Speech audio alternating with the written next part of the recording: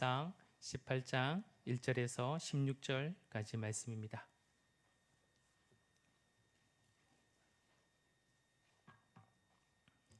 사무엘상 18장 1절에서 16절까지 말씀.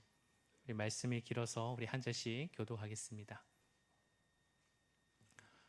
다윗이 사울에게 말하기를 마침에 요나단의 마음이 다윗의 마음과 하나가 되어 요나단이 그를 자기 생명같이 사랑하니라.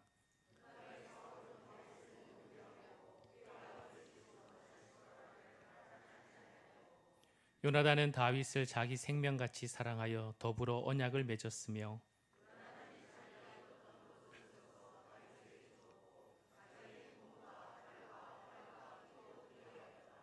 다윗은 사울이 보내는 곳마다 가서 지혜롭게 행하며 사울이 그를 군대의 장으로 삼았더니 온 백성이 합당히 여겼고 사울의 신하들도 합당히 여겼더라.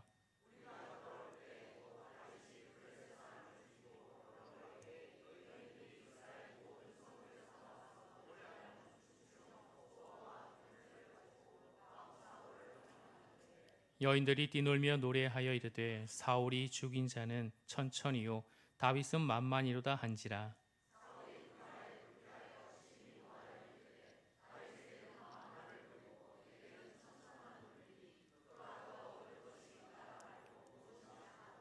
그날 후로 사울이 다윗을 주목하였더라.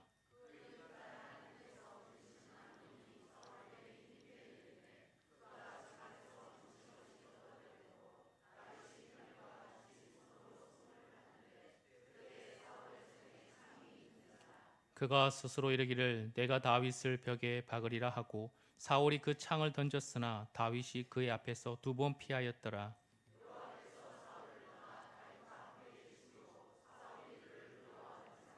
그러므로 사울이 그를 자기 곁에서 떠나게 하고 그를 천부장으로 삼음에 그가 백성 앞에 출입하며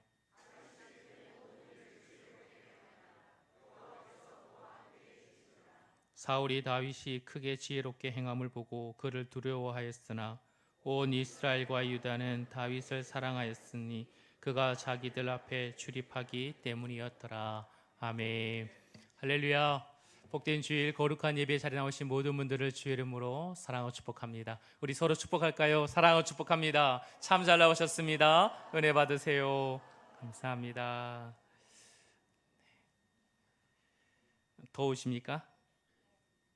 더우세요? 안 더우시죠? 네, 감사합니다.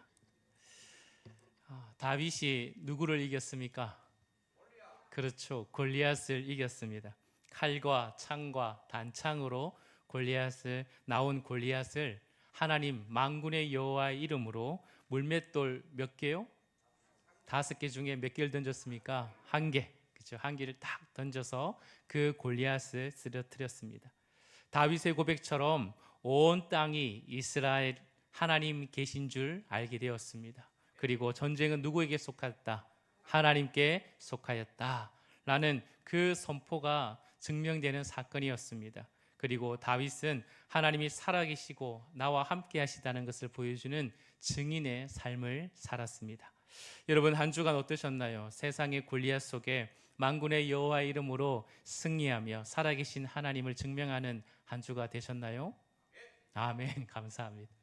여러분 앞으로도 이번 한 주도 여러분의 인생길 가운데 정말 어떤 골리앗이 우리 인생길 앞에 서 있다 할지라도 만군의 여호와의 이름, 그 이름의 능력으로 승리하는 삶 되길 축복합니다. 여러분을 통해 살아계신 하나님이 증명되기를 주의 이름으로 축복합니다.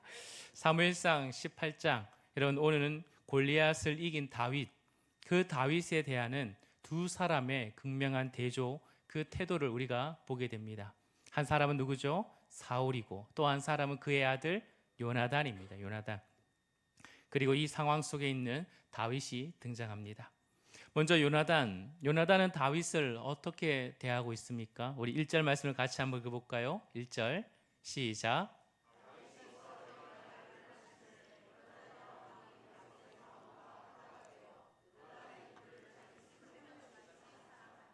아멘.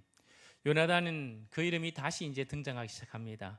사울과 그리고 이제 이야기를 마친 다윗, 앞에 이제 마지막 17장 끝에 보면 다윗과 사울이 이야기를 해요. 그 이야기를 마치고 난 후에 요나단이 다윗을 만납니다. 이때 요나단은 그 요나단의 마음, 다른 말로 목숨이 다윗의 마음과 하나가 되었다라고 표현하고 있습니다. 이 하나가 되었다, 연결되었다라는 말이에요. 그러므로 영이 하나가 되었다라는 의미가 담겨 있습니다. 그들의 마음이 하나로 연결되었어요. 믿음의 지향과 믿음의 세계가 동일했다라는 것을 의미하죠. 그렇다면 두 사람의 믿음이 어떻게 같았는지 여러분 지나온 성경의 이야기를 본다면 더욱더 우리는 확인할 수 있을 것입니다. 사무엘상 14장 6절 말씀 보면 요나단이 어떻게 고백했습니까? 블레셋 그 적군에게 쳐들어갈 때 이렇게 고백했어요. 요나단이 자기의 무기를 든 소년에게 이르되 우리가 뭐 없는 자 할례 받지 않은 자들에게로 건너가자. 여호와께서 우리를 위하여 일하실까 하노라. 여호와의 구원은 사람이 많고 적음에 달리지 아니하였느니라 라고 고백했습니다. 이 요나단의 고백이에요. 그 요나단의 고백을 지금 다윗이 또 어떻게 비슷하게 하고 있지 않습니까? 사무엘상 17장 26절 말씀 보십시오. 보면 다윗의 곁에 서 있는 사람에게 말하여 이르되 이 블레셋 사람을 죽여 이스라엘의 치욕을 제거하는 사람에게는 어떠한 대우를 하겠느냐? 똑같이 이 할례 받지 않는 블레셋 사람이 누구기에 살아계시는 만군의 하나님의 군대를 모욕하겠느냐라고 말하는 거예요. 요나단의 고백과 다윗의 고백이 비슷하죠. 그리고 17장 47절 말씀에 전쟁은 누구에게 속한다니? 하나님께 속한 것이다 라고 그렇게 고백하고 있어요. 두 사람 닮았어요? 안 닮았어요? 닮았죠. 닮았습니다. 한 사람은 블레셋 진영을 향해 단 둘이 돌격했고 한 사람은 거인을 향해 혼자 돌격했던 그런 상황이 달랐지만 마음의 결은 똑같았습니다. 하나님을 향한 같은 믿음의 결, 그리고 같은 확신, 이것이 바로 그 두 사람에게 있었다라는 것입니다. 다윗이 골리앗을 물리치고 돌아왔을 때 요나단은 그의 신앙을 본 거죠. 무엇보다도 하나님의 일하심이 누구와 함께, 다윗과 함께 지금 일어나고 있다라는 것을 요나단이 분명하게 확인했다는 것입니다. 다윗과 요나단은 나이 차이가 꽤 납니다. 그럼에도 불구하고 그 어린 그 다윗을 보며 마음의 확신이 들었다는 것입니다. 그래서 온 마음을 다해 다윗을 사랑하고 한 마음이 되었다라는 것입니다. 여러분, 이것은 인간적인 연합, 연맹, 동맹, 우정, 그것을 더 뛰어넘죠. 여러분, 오늘 말씀 보니까 다윗과 요나단이 다윗을 사랑했다라고 그런 표현을 보면서 어떤 사람들은 동성애가 아닌가 이렇게 주장하기도 합니다. 여러분, 하나님을 사랑하고 하나님을 온전히 신뢰하는 다윗과 요나단, 그의 믿음을 본다면 동성애다? 여러분, 가당치도 않은 말입니다. 어리석은 해석이에요. 이것은 자기들이 그저 합리화하고 싶은 그런 말에 불과합니다. 그것을 뛰어넘어요. 여러분, 그냥 인간의 어떤 그냥 애정 그런 단계가 아니라는 것입니다. 우정을 뛰어넘는 신앙으로 하나 된 절대적인 하나님, 그 하나님을 신뢰하고 하나님을 사랑하는 가운데 한 마음이 된 그런 상태를 말하는 것입니다. 다윗과 요나단 같은 사람들은 이 세상이 두려운 것이 없죠. 왜냐하면 자신의 능력이 있든 없든 간에 아무 상관없습니다. 자신의 삶이 비천하거나 낮아지거나 심지어 죽음과 실패가 있다 할지라도 하나님의 역사와 하나님의 일은 거기에 좌지우지 되지 않는다는 사실을 무엇보다도 믿고 있는 사람이기 때문에 그렇습니다. 더욱이 자신이 비참한 현실 속에 들어간다 할지라도, 자신이 어떤 어려움 속에 들어간다 할지라도 하나님은 그 현실 속에서도 역사하셔서 결국 하나님은 하나님의 일을 행하실 것이라는 그 확실한 믿음이 있는 두 사람이라는 것입니다. 그러니 두려울 것이 없습니다. 담대한 거예요. 그 히브리서 11장에 이 두 사람을 어떤 사람이랍니까? 세상이 감당하지 못하는 사람이다 라고 말하는 것입니다. 하나님을 철저히 믿어보십시오. 그러면 하나님 앞에 내 인생을 맡겨보십시오. 그러면 내 안에 두려움은 사라지게 돼 있어요. 비천한 것을 두려워하지 않습니다. 낮아지고 여러분 어떤 실패를 두려워하지 않아요. 왜요? 그 모든 과정 속을 통해서라도 나를 향한 하나님의 역사와 하나님의 일들과 하나님의 계획은 멈추지 아니하시기 때문에 그렇습니다. 결국은 합력하여 하나님은 뭘 이루신다? 선을 이루시는 하나님인 줄 믿으시길 축복합니다. 여러분, 동일한 믿음의 세계, 하나님께 정말 다윗을 통해 그분이 일하고 있다는 사실을 확신한 그 요나단의 선택은 무엇입니까? 3절과 4절 말씀을 한번 같이 읽어보겠습니다. 3절과 4절 시작.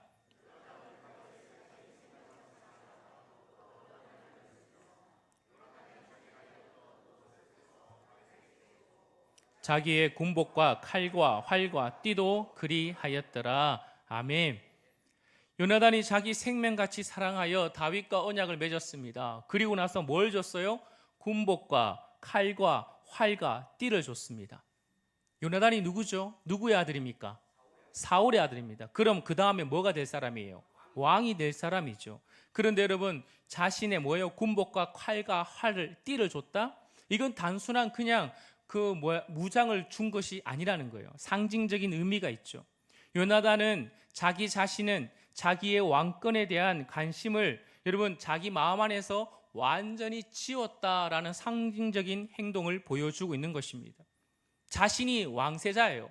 다음에 왕이 자기가 될 것이라는 분명한 그 사실을 알고 있지만 그것을 다 내려놓는다는 것입니다. 그래서 이 나라의 왕은 이제 내가 아니라 바로 다윗이 된다라는 것을 선포하고 있는 그런 모습이라는 것입니다. 요나단의 옷은 어떤 의미가 있다고요? 왕위 계승권의 신분을 드러나는 그런 의미가 담겨 있다는 것입니다. 자신의 기득권을 포기하는 거예요. 무명의 청년, 자신보다 앞세운 그 요나단의 그 안목이 여러분 보이지 않습니까? 자신이 분명히 권리를 누리고 자신이 분명히 그 자리를 차지할 수 있는 모든 명분이 있음에도 불구하고 하나님의 역사가 지금 누구를 통해서 이루어지고 있다? 다윗을 통해 이루어지고 있다. 하나님께서 이 다윗을 통해 이 나라를 온전하게 통치하실 것이다 라는 그 확신의 눈이 보이니까 자신의 모든 것을, 자신의 왕권을 지금 다윗에게 넘겨주고 있는 것입니다. 억울해요? 비통해요? 여러분 아픕니까? 아니요, 그런 단계가 아니라는 것입니다. 기꺼이 이 모든 것, 나의 인간적인 욕심, 나의 그 모든 것을 내려놓고 하나님이 기뻐하는 것이 무엇일까? 하나님의 뜻이 무엇일까? 라는 것을 묵상했을 때 요나단은 오히려 기뻤을 것입니다. 요나단의 목적은 뭐죠? 자신의 입심양명이 아니에요. 출세나 자기 이름을, 자기의 업적을 드러내는 그런 삶이 아니라는 것이었습니다. 오직 하나님이 어떻게 역사하시고 하나님의 일이 어떻게 이루어질까? 그것을 본다고 할 때 나를 통해 이루어지면 감사하겠지만 그것이 나를 통하여 되지 않으냐 할지라도 이 다윗을 통해 이루어진다면 어쨌든 하나님의 영광이 드러나고 하나님의 일이 일어난다는 그것에 대해서 철저히 순복하고 철저히 기뻐하는 지금 이 요나단의 마음이라는 것입니다. 여러분, 이런 요나단의 마음, 신약에도 떠올리는 한 사람이 있어요. 누굴까요? 세례 요한입니다. 세례 요한. 세례 요한은 당대 최고의 영적 권위가 있는 사람이었습니다. 온 유대가 그의 앞에 나와서 다 세례를 받아요. 사람들은 그가 혹시 메시아가 아닌가라고 할 정도로 굉장한 관심을 가졌죠. 인기, 영향력, 권위 모든 것이 세례 요한에게 집중되었습니다. 그런데 이제 예수께서 공생애가 시작되었습니다. 그래서 군중이 이제 세례 요한이 집중되는 그 집중이 이제는 예수께로 흘러가고 있는 것입니다. 요한의 제자가 불안한 거죠. 그래서 요한에게 달려가서 말합니다. 요한복음 3장 26절 말씀에 이렇게 말해요. 랍비여, 선생님과 함께 요단강 저편에 있던 이 곧 선생님이 증언하시던 이가 세례를 베품에 사람이 어떻게 하고 있다? 다 그에게로 가더이다 라고 이야기하고 있는 것입니다. 한마디로 뭐예요? 선생님, 지금요 우리에게 오던 사람들이 다 저 지금 당신이 증언하신 예수께로 다 가고 있습니다. 어떻게 하시겠습니까? 여러분, 그럴 때 세례 요한이 하는 말이 뭐죠? 요한복음 3장 29절과 30절 말씀입니다. 우리 같이 한번 읽어볼까요? 시작.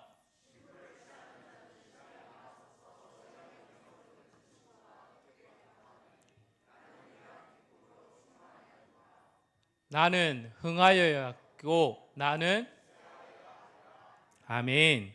여러분 뭐예요? 그는 뭐하게 하겠고 흥하여야 하겠고 나는 쇠하여야 하리라. 이게 어떤 분은 주, 흥, 아, 쇠 이렇게 네 글자를 써놓기도 해요. 여러분 이것이 바로 요나단과 동일한 고백이라는 것입니다. 요나단은 왕복을 벗어서 다윗에게 입혔던 그런 인물이었습니다. 세례 요한도 마찬가지입니다. 자신의 영향력을 내려놓죠. 오직 누구만 높이기를 원하는 것입니까? 예수님만 높이기를 원하는 것이에요. 세례 요한은 알았습니다. 자기가 빛이 아니라는 것을. 자신은 빛을 증언하는 사람이지 자기가 빛이 아니라는 것을. 나는 광야의 바람과 같다라고 그렇게 알고 있었습니다. 그래서 기꺼이 빛 대신 예수님, 그분이 빛나야 되는 거죠. 그 빛 앞에 자신은 철저히 낮아지는 것입니다. 굴욕이 아니에요. 억울하지 않아요. 뭐예요? 세례 요한의 고백이 뭡니까? 나는 이런 기쁨으로 충만하였노라 라고 말하고 있어요. 오직 주님이 빛난다면, 오직 주님의 뜻이 이루어진다면 그것이 나의 기쁨이다 라고 고백하고 있는 것입니다. 사랑하는 성도 여러분, 하나님의 일하심을 진정으로 아는 사람, 하나님의 뜻이 이루어지기를 소망하는 사람, 자신의 성공보다 더 하나님의 일들을 소망하는 그런 사람을 하나님이 기뻐하신다는 것입니다. 자신이 낮아짐을 슬퍼하지 않아요. 자신이 꾸름을 여러분 뭐예요? 억울해하지 않는다는 것입니다. 나를 통해 정말 하나님의 영광이 드러난 일에 기꺼이 내가 쓰임받을 수 있는 것에 대해서 기뻐하는 거죠. 오늘날 우리가 살아가는 세상은 어떻습니까? 우리는 끊임없이 뭐예요? 누가 흥해야 돼요? 내가 흥해야 돼요. 내가 주목받고 내 이름이 드러나야 되고 내가 가진 기득권 그건 절대 포기할 수 없다라고 말하는 시대입니다. 혹여나 내 이름이 드러나지 아니하면 섭섭한 거죠. 내 이름이 드러나지 않고 기억해 주지 않고 내가 존중받지 못하면 철저하게 그 마음에 억울함이 생기는 이 시대입니다. 여러분, 이런 가운데 우리 요나단을 통해서 뭐라 말씀하고 있어요? 하나님 나라를 세워질 그 하나님 나라 거기에 너의 마음이 있느냐 묻는 거예요. 그렇다면 기꺼이 너의 자리도 내어줄 마음이 있느냐라고 묻는 거죠. 여러분, 인생의 주인공이 되고 싶습니까? 여러분, 내 인생은 내 거고 자아 실현이 목표입니까? 아니요. 성도는 자아 실현이 목표가 아니에요. 성도는 내 인생이 내 거가 아니에요. 성도는 철저하게 하나님의 뜻이 이루어지길 원하는 철저한 주연이 아니라 조연으로 살아야 되는 것입니다. 여러분, 영화 본 적 있어요? 최근에 이슈가 된 영화 왕과 함께 사는 남자 보셨습니까? 영화도 안 보고 제자 훈련도 안 하고 오직 말씀과 기도만 하고 있어요. 한 1,300만 명 정도 봤대요. 어마어마하죠, 그렇죠? 여러분, 단종의 이야기예요. 여러분, 이 단종의 이야기 참 재밌는 이야기죠. 많이 드러나지 않는 이야기인데 이 영화가 여러분 흥행할 수 있었던 결정적인 저는 이유가 어디에 있냐면 바로 그 단종을 더 빛나게 했던 조연 누구예요? 영화를 안 봤으니 역사라도 보셔야 되겠죠. 엄흥도라는 사람이잖아요. 엄흥도라는 사람. 그 사람을 통해서 단종의 이 더 빛나게 되었죠. 영화도 마찬가지입니다. 그 역할을 했던 엄흥도라는 역할을 했던 사람이 누구예요? 영화 배우? 안 봤다면서요? 안 봤다면서? 유해진 씨라는 분이잖아요, 그렇죠? 그분은 정말 제가 보기엔 우리나라에서 최고의 조연이라 생각합니다. 그분이 들어가는 영화는 항상 주인공이 빛나요.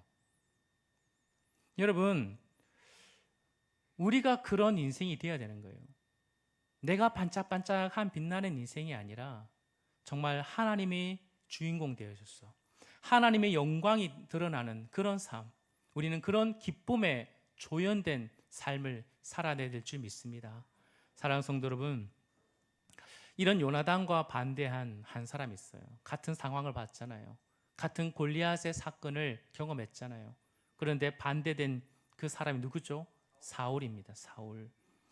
분명히 똑같이 봤는데 그의 반응은 완전히 달랐습니다. 처음에는 어땠어요? 처음에는 다윗을 사랑했죠. 사무엘상 16장 21절 말씀 보면 다윗이 사울에게 이르러 그 앞에 모셔섬에 사울이 그를 어떻게 하여? 크게 사랑하여 자기의 뭐를 맡겼어요? 무기를 맡겼습니다. 무기 맡긴다는 것은 곧 뭐예요? 믿는다, 신뢰한다는 의미가 다 담겨 있습니다. 여러분, 그런 가운데 또 오늘도 말씀 본문을 읽어보면 골리앗을 이겼기 때문에 자신의 곁에 두고 싶어 하는 거예요. 그를 높은 군대의 또 지휘자로 그렇게 지휘관으로 세워주는 그런 사울의 모습을 보여주고 있습니다. 그런데 그의 마음이 바뀌는 일이 일어나는 것입니다. 언제 바뀌었어요? 오늘 본문의 6절에서 9절까지 말씀 보십시오. 무리가 돌아올 때에 이제 전장에서 돌아오죠. 다윗이 블레셋 사람을 죽이고 돌아올 때 여인들이 이스라엘 모든 성읍에서 나와서 노래와 하며 춤추며 소고와 경세를 가지고 왕 사울을 환영하는데 7절 말씀 읽어볼까요? 시작.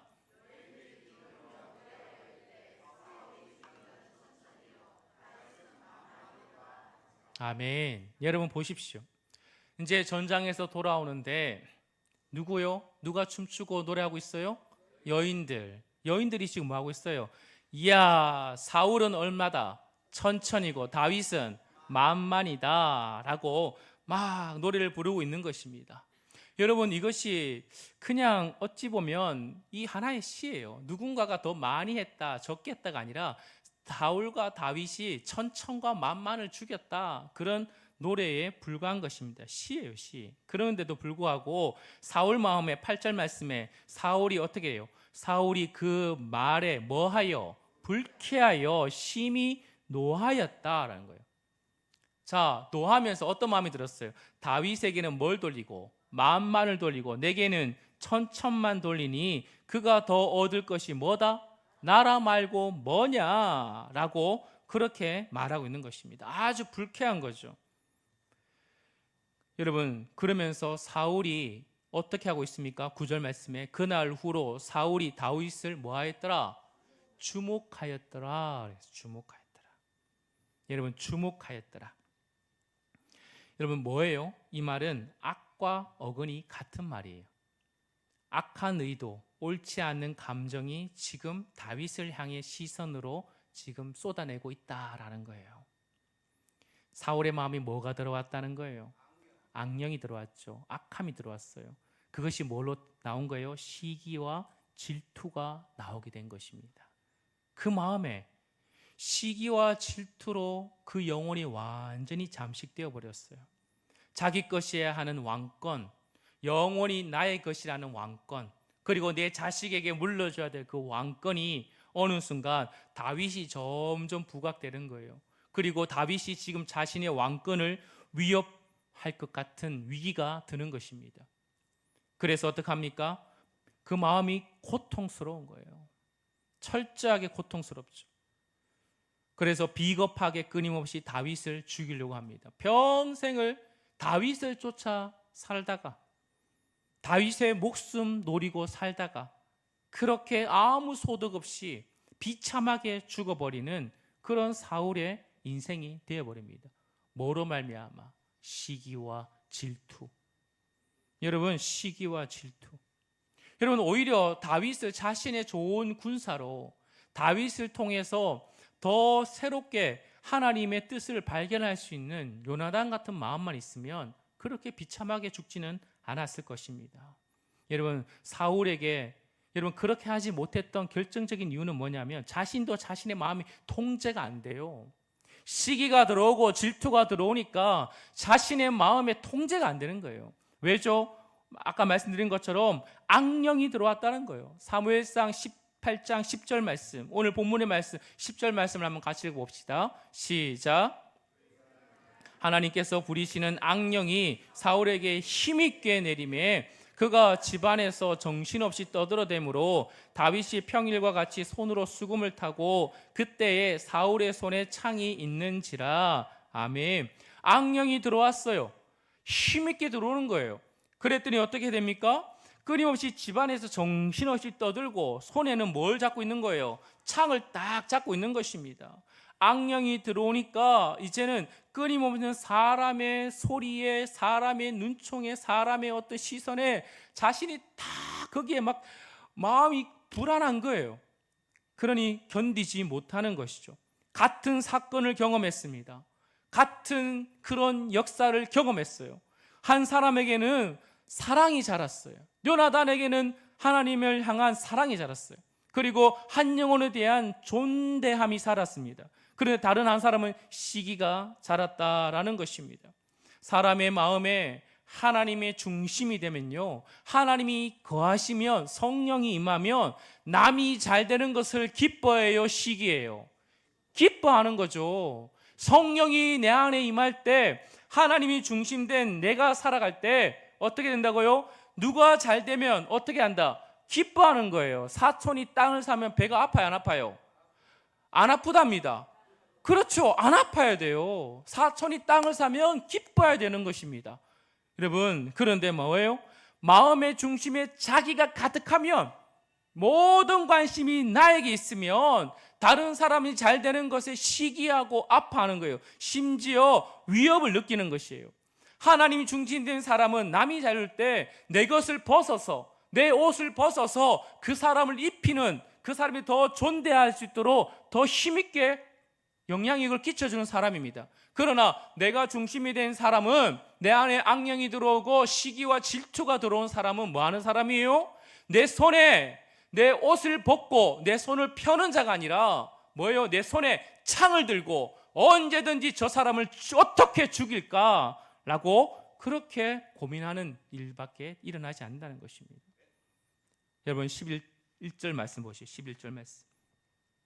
그가 스스로 이르기를 내가 다윗을 뭐하리라? 벽에 박아버리라. 사울이 그 창을 던져요, 안 던져요? 던집니다. 몇 번이나 던졌습니까? 2번 던졌어요. 다윗이 다행히 피했다는 것이죠.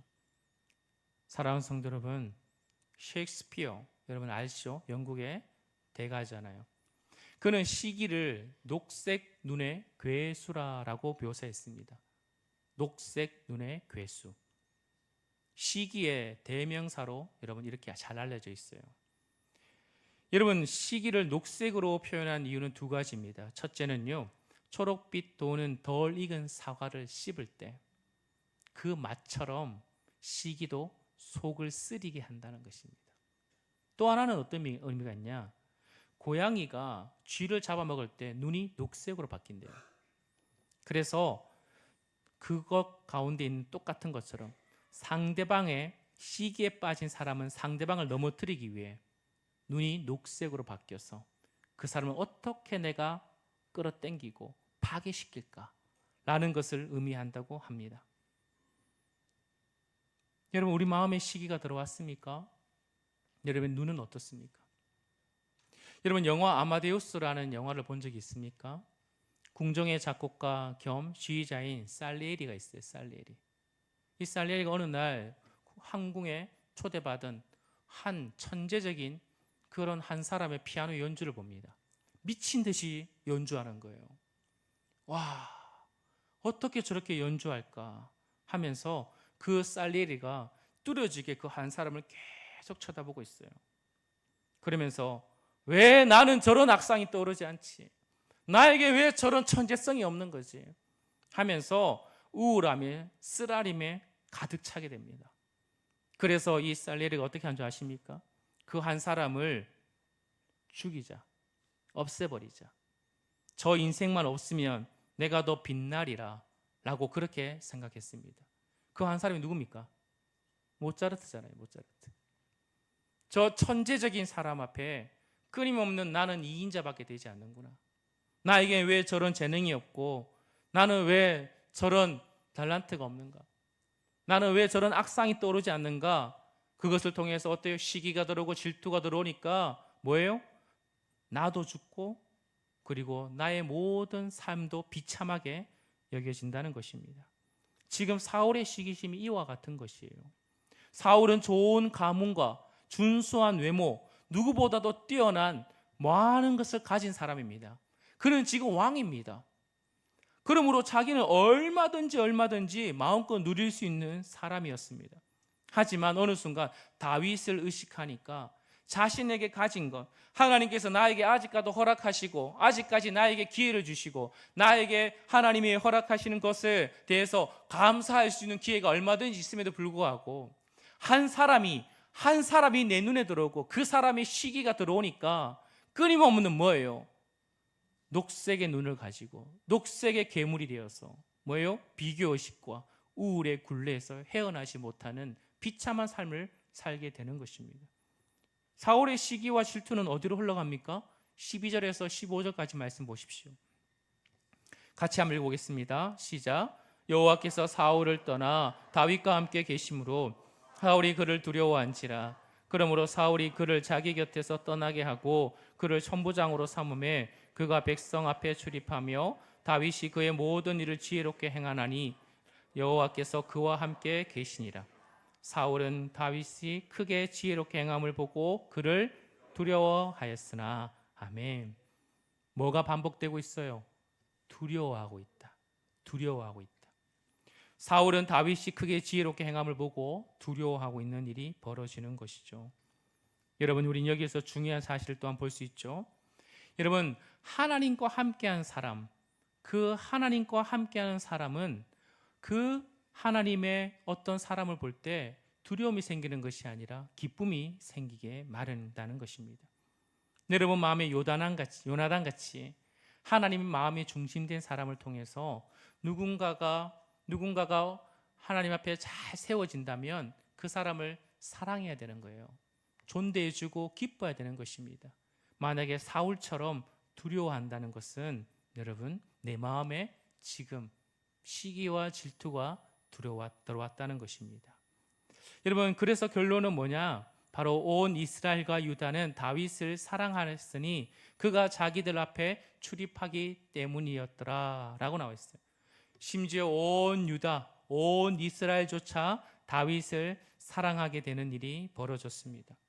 하나님의 영이 떠난 사람 사울은 끊임없이 뭐예요? 그 하나님이 주신 것을 보지 못하고 다윗의 마음이 다 쏠려서 시기와 질투로 어리석은 비참한 삶을 살아내는 어리석은 모습을 끝까지 보여주고 있습니다. 얼마나 심지어 처음에는 질투하고 처음엔 시기했지만 나중에 어느 순간 나를 위협하는 두려움이 느껴지니까 어떻게 해요? 두려움을 제거하기를 노력합니다. 18장의 이후의 사건을 보면 딸들을 통해서 2번이나 다윗을 또 죽이려고 시도하는 사울의 모습이라는 것입니다. 요나단과 사울, 여러분 하나님의 손길이 다윗을 통해 이루어지고 역사하신 것을 보면서도 완전히 반대로 지금 행하고 있는 모습을 보게 된 것입니다. 요나단은 하나님의 그 역사를 다윗을 통해 이루어지는 것을 보면서 나의 권리보다 하나님의 뜻이 온전히 이루어지는 것에 대해서 더욱더 거룩한 것을 스스로 포기할 수 있는 사람이 되었습니다.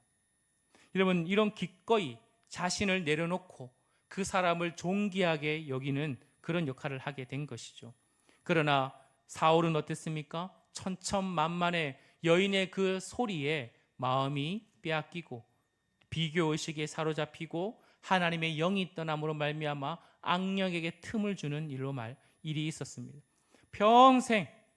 평생 시기와 질투와 두려움에 사로잡혀 다윗의 그림자만 쫓다가 비참한 죽음을 살게 되는 불행한 인생이라는 것입니다. 말씀을 마무리하겠습니다. 여러분 마음에 시기에 가득한 질투에 가득한 여러분 그 손에 들고 있는 창을 내려놓으셔야 됩니다. 우리 교회 안에서도 이런 일이 있을 수 있습니다. 세상 속같이 사울과 같은 시험에 들 때가 있다는 것입니다. 누군가가 나보다 더 인정받아요. 누군가가 더 은혜 받는 것 같아요. 회사서나 직장에서나 어디서나 나보다 더 잘 되는 사람이 등장할 때마다 어떤 마음이 들 때가 있습니까? 시기라는 창을 들고 저 사람만 없으면 내가 성공할 텐데, 저 사람만 아니면 내가 더 존귀하게 될 텐데 라는 그런 마음이 우리에게 있을 수 있습니다. 그러나 여러분 기억하십시오. 시기는 남을 죽일 뿐만 아니라 나도 죽는다는 사실을, 반드시 기억하셔야 됩니다. 우리가 시기가 내 안에 일어날 때 여러분 마귀에게 틈을 주면 안 돼요. 하나님, 내 마음에 이런 마음이 생기는데요. 하나님, 내 마음에 자꾸 이런 모습이 일어나는데요. 그럴 때마다 하나님 앞에 다시 한번 우리는 철저하게 회개하며 하나님 마음을 나에게 달라고, 주님 마음을 나에게 주셔서 하나님의 뜻이 온전히 이루어질 수 있다면 내가 요나단이 되고 내가 세례 요한이 되겠습니다 라는 그런 기꺼이 헌신하는 마음이 우리에게 있어야 될 줄 믿습니다. 사랑하는 성도 여러분, 말씀을 마무리하겠습니다. 나의 마음은 누구를 닮았는가? 나를 알아주지 않든 안 알아주든 나의 권력이 있든 없든 간에 하나님의 뜻만을 이루기를 소망하는 요나단의 마음입니까? 아니면 나를 철저하게 시기하고 질투하는 사울의 마음입니까? 다시 한번 나를 돌아보며 나의 마음에 주님만 가득하고 주님의 영광만 드러나는 다윗과 같은, 그리고 요나단 같은 믿음의 성도 되기를 주의 이름으로 축복합니다.